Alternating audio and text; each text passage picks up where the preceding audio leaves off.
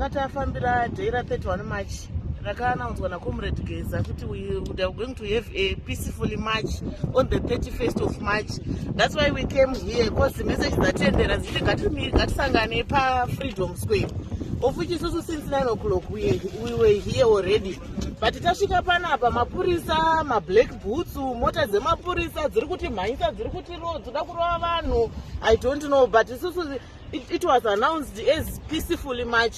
Saka ndichaziva kuti kana mapurisa akutotanga kurova vanhu pachine peace irapa. Of which though vachitirova, isusu we are not going anywhere. We're going to stay here kusvika zvinhu zvatafambira panapa zvaitika. Kana kuri kurara panapa, we're going to sleep here. We are not going anywhere for sure. Vachitirova tiri kumhanya vachienda tiri kudzoka panzvimbo. Tichingoramba zvakadaro. Chii chamuri kuda kuti chigadziriswe? Tiri kuda kuti nyika yedu igadzirisike. Nyika yedu yakanakira one side. Some of us we are suffering. Kune vakagarika, kune vakaomerwa. Saka semaZimbabwenzi zvinhu zvikanakira nyika yese. Mukada kutose zvivheni izvezvi nyaya dzemutoriro dziri kuwanisa because maindastry haana akavhara, hakuna mabasa. Saka zvinhu zvikanakira nyika yedu tese, vanhu vawana mabasa, mbavha dzinoita mushoma, mutoriro unoita mushoma.